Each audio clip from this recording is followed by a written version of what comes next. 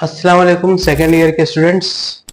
आज हमारी मैथ्स की जो क्लास है वो एक्सरसाइज नंबर 7.2 से होगी, जिसके हम पिछले जो क्लासेस थे उसके अंदर हमने शुरू के 4 सवाल ऑलरेडी सॉल्व कर चुके हैं और आज हम क्वेश्चन नंबर 5 से स्टार्ट करेंगे। तो चैनल को सब्सक्राइब करें और इसको शेयर करवाएं और दूसरों बच्चों को, दूसरे स्टूडेंट्स को बताएं, दोस्तों में बताएं, ताकि आपका इससे फ़ायदा हासिल हो सके। तो 7.2 साइज है मैथ्स की और क्लास 12 यानी कि सेकेंड ईयर की क्लास है आज और क्वेश्चन नंबर 5 है। 4 तक हम कर चुके हैं, सही है। आइए 5 कैसे होगा।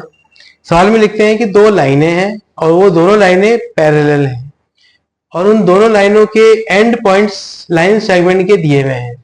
तो एक एंड पॉइंट है इसका 6-4, एक एंड पॉइंट है लाइन 1 का -3-2। तो ये पहली क्या है, लाइन 1 है। इसके दो एंड पॉइंट दिए हुए थे, एक है 6-4, एक है आपका -3-2। उसी तरह से दूसरी एक और लाइन है, उसके वो पैरेलल है। ये निशान आप देख रहे होंगे, ये पैरेलल का निशान होता है, ठीक है। दोनों लाइनें आपस में पैरेलल चल रही है, ठीक है ना। तो एक इसका पॉइंट है दूसरी वाली लाइन 2 का जो है 2-1, दूसरा पॉइंट 0y। अब आप खुद देखें, यहाँ पे नंबर डले हुए 6-4, -3-2, 2-1, जबकि यहाँ पर है 0 के साथ y। तो y आपको पता नहीं है, y निकालना है। सो रिक्वायर्ड क्या है, value of y from line 2। ये लाइन 2 से y मालूम करवाना है। कंडीशन क्या है इसकी, गिवन कंडीशन क्या है, लाइन 1 जो ये लाइन 1 है is parallel to line 2। Line 2 की क्या है, पैरेलल है। तो ऐसी कंडीशन में जिसमें पैरेलल की बात हो रही हो, परपेंडिकुलर की बात हो रही हो, सबसे पहले हमें जहन में आएगा हम स्लोप निकालने। तो find slopes of both the lines. Line 1 और लाइन 2 दोनों का अलग अलग स्लोप निकालने। हेडिंग डाली मैंने फॉर L1 मतलब लाइन 1। स्लोप का फॉर्मूला होता है y2 - y1 upon x2 - x1। m1 1 मतलब 1 मीन्स के लाइन 1, सही है। अच्छा y2 - y1 इसके हम किस तरह से डेटा देख रहे हैं, आइए देखते हैं। मैंने इसको माना है y2 को 2 मान लिया, माइनस फार्मूले का आ गया, y1 को -4 माना, ये आपका -4 हो गया। नीचे आ जाए x2 आपका माइनस का 3 मान लिया, माइनस फार्मूले का आया और फिर 6 आ गया उसके बाद, ठीक है। माइनस माइनस क्या हो गया, +2 +4 हो गया, ये 6 हो गया। -3 -6 क्या हो गया, माइनस का 9 हो गया। तो 2 और 4 6 हो गया और नीचे माइनस का 9 हो गया। तो ये हो गया 3 2 6 3 3 9। ये आपका माइनस का 2/3। ये m1 स्लोप आपका पहली लाइन का, फर्स्ट लाइन का स्लोप आपका आ गया m1 का माइनस का 2/3। अच्छा लाइन 2 का हम शुरू करते हैं काम। तो लाइन 2 का भी हमें स्लोप ही निकालना है, y2 भाई फॉर्मूला लगाना ऊपर वाला। अच्छा इसमें y2 क्या है, y2 है y और y1 क्या है 1। तो y2 - y1 मतलब y - 1 हो गया ऊपर। नीचे फॉर्मूले में होता है x2 - x1। तो x2 क्या है 0, x1 क्या है 2। तो 0 - 2 नीचे आ गया। y - 1 अपॉन 0 - 2 का जवाब आपको क्या मिलेगा, ये 0 आपका हट जाएगा, -2 ऐसे ही रहेगा। तो m2 की वैल्यू आई है y - 1 अपॉन -2। अच्छा थोड़ा सा माइनस मैंने खत्म करने की कोशिश की है यहाँ पे। देखिए ऊपर जो लिखा है y - 1, मैंने इसको लिखा है 1 - y, क्योंकि मैंने इसको चेंज कर दिया। चेंज का मतलब इसमें एक माइनस साइन हमने बाहर निकाला, एक माइनस साइन नीचे वाला था। मैंने करके दिखाया नहीं है, लेकिन आप एज्यूम ये करें कि माइनस साइन बाहर निकला है, तभी मैंने यहाँ y 1 - y यानी नीचे आप देख लें साइन चेंज हो गई है। y प्लस का था तो माइनस का आ गया, माइनस का 1 तो प्लस का 1 हो गया। तो ये साइन चेंज हो गई, मतलब माइनस साइन एक बाहर आया है और नीचे भी एक माइनस साइन बाहर था, तो माइनस ऊपर नीचे कैंसिल। अब नीचे आपको माइनस साइन दिखाई नहीं दे रहा है। दूसरे लफ्जों में इसका जो 2 के साथ माइनस है, हमने उस माइनस से ऊपर वाली चीज को मल्टीप्लाई करा दिया। तो ये हो गया माइनस का y और प्लस का 1। तो 1 - y/2 ऐसे भी छोड़ सकते थे, कोई इशू नहीं है, ठीक है, आपकी मर्जी, आप ऐसे रखें वैसे। फिलहाल तो मैंने नीचे रखा है। Apply parallel condition. सवाल में लिखा हुआ है दोनों की दोनों लाइनें आपकी क्या है, पैरेलल है। तो कंडीशन ऑफ पैरेलल क्या होती है, दोनों के लाइनों के स्लोप इक्वल होने चाहिए। तो हमने वो कंडीशन लगाई m1 = m2, यानी कि दोनों के दोनों स्लोप इक्वल हो गए। m1 की वैल्यू हमने निकाली थी, देखिए पीछे माइनस का 2/3, ये m1 की वैल्यू आ गई। और m2 की हमने निकाली है, ये लिखी है मैंने 1 - y/2 बाई क्रॉस मल्टीप्लाई। अब बाकी सारा सिंप्लीफाई वाला काम रह गया है। 2 2 -4 इधर हो गया, 3 को हमने किया 1 - y से, 3 1 3, 3 y था -3y, -3y। अच्छा 3 यहाँ पे था प्लस का, यहाँ पे आ गया -3, -4 -3 -7 हो गया। और ये 3 माइनस का था, y के साथ नीचे आके डिवाइड हो गया, ऊपर नीचे माइनस कैंसिल हो गए, ये हो गया 7/3। तो y की वैल्यू क्या आई, 7/3। ये आपका आंसर आ गया। जिसमें आपको रिक्वायर्ड किया था find the value of y। तो y आपका आ गया। अब चलते हैं क्वेश्चन नंबर 6 की तरफ। 6 में है भी दो लाइनें हैं। पहले लाइन पैरेलल थी, अब वो अब क्या है, परपेंडिकुलर है। एक लाइन 1 है जो कि जिसके दो एंड पॉइंट्स हैं लाइन सेगमेंट के, 2 5 और एक है -3 -2। अब ये नीचे वाले आप देख रहे होंगे, ये है आपकी लाइन 2। लाइन 2 के दो एंड पॉइंट्स में से एक आया है 4 -1, एक आपका है x3। ये दो एंड पॉइंट लाइन 2 की हो गई, दो एंड पॉइंट लाइन 1 की हो गए। आपस में मैंने शक्ल कैसे बनाई है कि आपको ये बिल्कुल स्ट्रेट लगी गिरते हुए, क्योंकि ये लाइन क्या है, परपेंडिकुलर है। इसका निशान होता है परपेंडिकुलर का, ठीक है। तो आइए इसको हम मजीद देखते हैं कि इसमें आप क्या करेंगे। अब रिक्वायर्ड में आ जाए तो value of x from line 2। ये लाइन 2 है, इसमें आपको x दिखाई दे रहा होगा, सिवाय इस x के सारी नंबर्स ही हैं, तो आपको x की वैल्यू निकालनी है। तो x आपका value of x from L2। Given condition क्या आती है, line 1 is perpendicular to line 2। पहले वाले सवाल में पैरेलल थी, अभी परपेंडिकुलर हो गई है। तो इसके लिए भी हमें पहले स्लोप्स ही निकालने हैं। Find slopes of both the lines. L1 इसका स्लोप निकलेगा m1 is equal to y2 minus y1 upon x2 minus x1। ये m1 यानी कि पहली लाइन का स्लोप हम निकाल रहे हैं, इज इक्वल टू, अभी y2 की वैल्यू क्या है 5, फिर माइनस, और y1 की वैल्यू है -2। हम लाइन 1 को फॉलो करते हैं। आइए, ये आपकी थी लाइन 1, ठीक है। हमने ये किया, इसको माना उसको y2, y1 ये -2। तो ये देख सकते हैं आप, वो फॉर्मूले का नीचे ऊपर जो है माइनस साइन है। फिर नीचे x2 माइनस x1 है, तो x2 क्या है आपका 2 और x1 क्या है -3। तो 2 माइनस ब्रैकेट में आ गया -3, माइनस माइनस क्या हो गया +3, नीचे आपका 2 + 3 आ गया, ऊपर माइनस माइनस प्लस 5 + 2 आ गया, 7/5। ये आपकी लाइन 1 का स्लोप, नीचे वाले लाइन 1 का स्लोप आ गया 7/5, ठीक है। अब चलते हैं फॉर लाइन 2 की तरफ। तो लाइन 2 में क्या हो रहा है, तो लाइन 2 का भी स्लोप निकलेगा, वो भी ऐसी फॉर्मूले से निकलेगा। अब लाइन 2 आपके सामने ये वाली है, ठीक है। इसका क्या होगा, y2 माइनस y1 मतलब 3 माइनस माइनस +1, तो 3 + 1 अपॉन x -4, यानी कि ये हो गया x2 माइनस x1। तो ये x2 क्या है x4 क्या है x1, तो ये हो गया x2 माइनस x1, ठीक है। ऊपर क्या हो गया माइनस माइनस प्लस, 3 + 1 कितना होता है, ऊपर 4 आ जाएगा, नीचे आपका x -4 आ जाएगा। खैर दोनों स्लोप्स आपके पास आ चुके हैं, एक m1 आ गया, एक m2 आ गया। Apply perpendicular condition. Condition perpendicular याद रखनी है, वो क्या होती है, m1 into m2 equals to -1। ये कंडीशन हम ले लेंगे क्योंकि दोनों लाइनें आपस में क्या थी, परपेंडिकुलर थी, तो कंडीशन भी परपेंडिकुलर की ही लगेगी। तो m1 की जगह पे m1 की वैल्यू 7/5 आ चुकी है, ये देखें आप, और m2 की वैल्यू है 4/x-4, ये आप देखें, ठीक है। ये दोनों इक्वल टू -1 हो गई है, ठीक है। 4 7 28, 5x minus 5 4 20 is equal to -1। अच्छा 28 तो यहीं पर रहने देंगे, इन दोनों को मान ले जाएंगे, तो 5x 1 जा -5x, और -1 -20 जा +20। ये हमारा हुआ क्रॉस मल्टीप्लाई। -5x उल्टे हाथ पे आ गया, 28 सीधा हाथ पे चला गया। ये उल्टे हाथ पे तो प्लस का हो गया, 28 आएगा माइनस का हो गया। इनको हमने माइनस कराया, -8 बचेगा, ये 5 नीचे आके डिवाइड होगा। तो x की वैल्यू हमारी आई है -8/5। आंसर आपका आ गया। तो इस तरह से क्वेश्चन 6 बहुत इंपॉर्टेंट है, बोर्ड में ये बहुत आता है। ये क्वेश्चन 6 7.2 से ये बहुत आएगा आपका, ठीक है। 7वें सवाल की तरफ चलते हैं। यूजिंग स्लोप्स, यानी कि स्लोप का फॉर्मूला आपको इस्तेमाल करना है, और क्या प्रूफ करना है कि ये 3 पॉइंट्स है -1 4 -3 -6 और 3 -2 are the vertices of a right triangle, कि ये तीनों कोने वर्टिसेस एक राइट एंगल ट्राइंगल के हैं। हमें स्लोप की मदद से प्रूव करना है। एक तो ये का तरीका होता है राइट एंगल का, पाइथागोरस थ्योरम। तो पाइथागोरस थ्योरम क्या होता है, hypotenuse square equal to base square plus perpendicular square.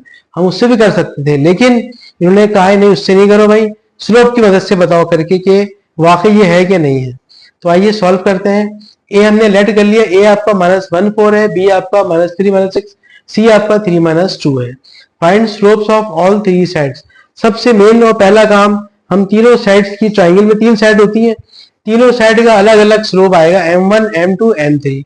तो आइए शुरू करते हैं। Find slope of all 3 sides.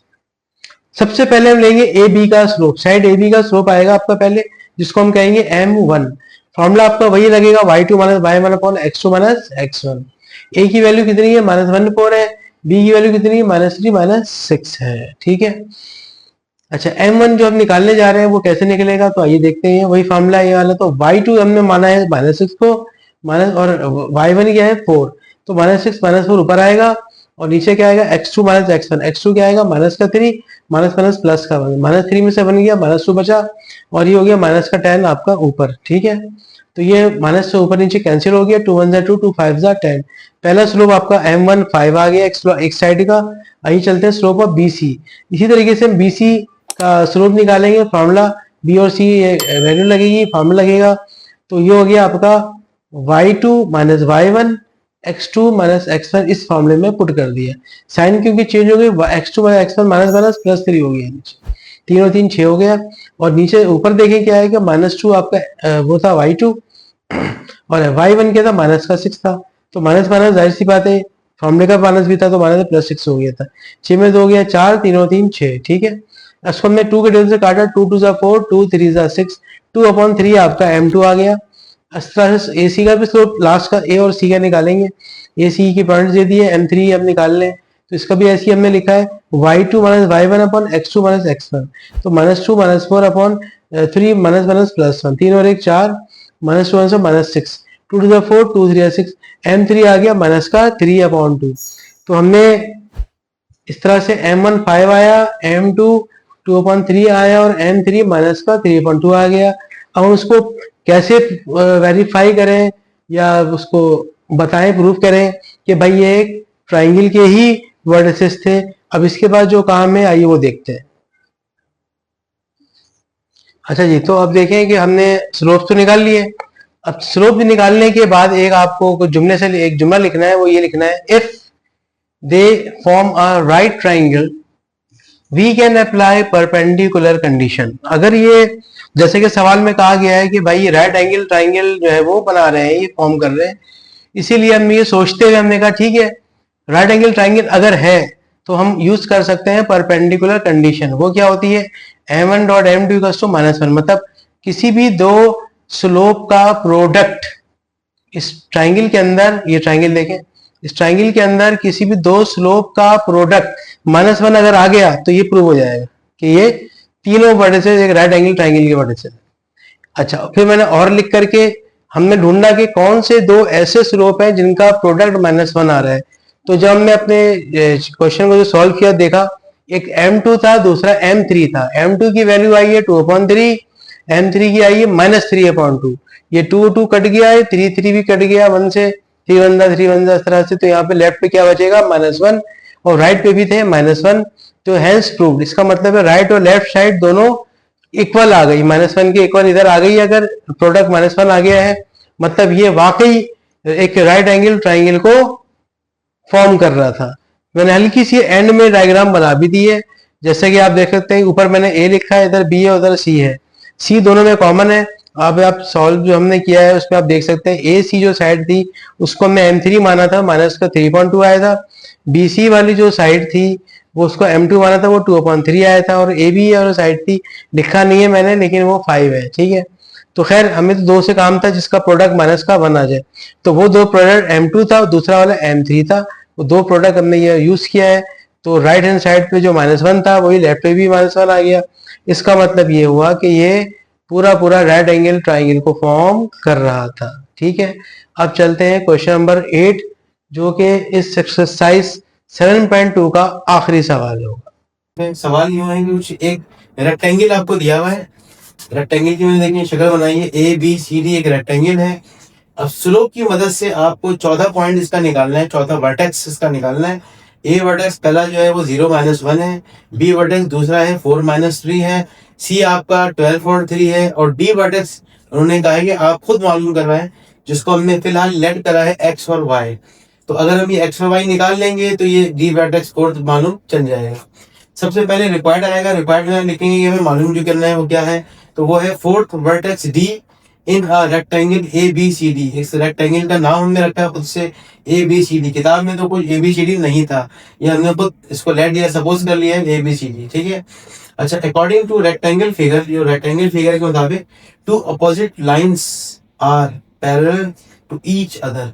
एक लाइन है इसमें ए बी, एक लाइन है इसको सी डी, या आप लाइंस लिख सकते हैं यहाँ पर।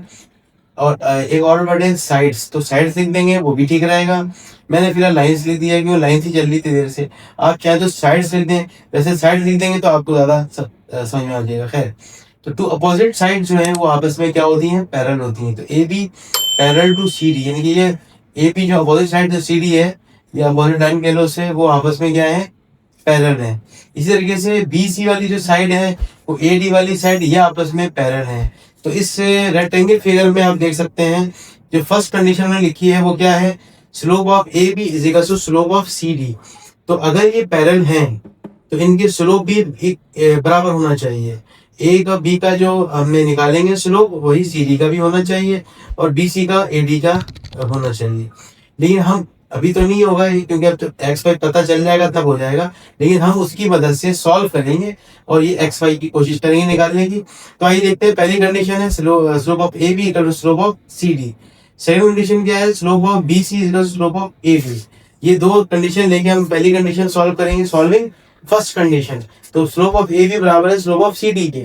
तो m1 इसको मान लेते हैं, इसको हम m2 मान लेते हैं। m का फार्मूला स्लोप का होता है y2 minus y1 upon x2 minus x1 और equal to y2 minus y1 upon x2 minus x1, ठीक है। अच्छा y2 की वैल्यू अब हम इसको अगर फॉलो करें तो हम a b की बात हो रही है, तो ये हो गया y2, ये हो गया आपका y1। तो y2 माइनस y1 अपॉन ये हो गया x2 माइनस x1, मतलब 4 माइनस 0, तो ये हो गया minus minus plus minus 3 plus 1 कितना होता है -2 बचेगा, नीचे आपका 4 आएगा। 2 1 2 2 2 4 माइनस का 1/2 ये लेफ्ट साइड पे बच गया। और अब हम चलते हैं सी डी की तरफ जो कि है राइट साइड। वो किस तरीके से होगा, ये हुआ y2 माइनस y1 मतलब 3 minus y upon x2 minus x1 यानी कि 12 माइनस x, ठीक है। अच्छा ये आपका हो गया 2 1 2 2 4, ये हो गया 3 minus y upon 12 minus x। इसको हमने किया माइनस हाफ बच गया, ये बच गया। क्रॉस मल्टीप्लाई कर देंगे, माइनस का 1 होगा 12 माइनस x के साथ और 2 होगा 3 माइनस y से मल्टीप्लाई। माइनस 1 होगा 12 से, माइनस माइनस प्लस x हो जाएगा। 2 3 जा 6, 2 y 2y। आपको x को हमेशा पॉजिटिव रखना होता है, इसलिए x को मूव नहीं करना है। राइट में y वाला जो टर्म है उसको राइट हैंड साइड को लेफ्ट पर ले आएंगे, दोनों की साइनें हो गई चेंज। माइनस 2y हो गया, प्लस का 2y, प्लस का 6 हो गया माइनस 6।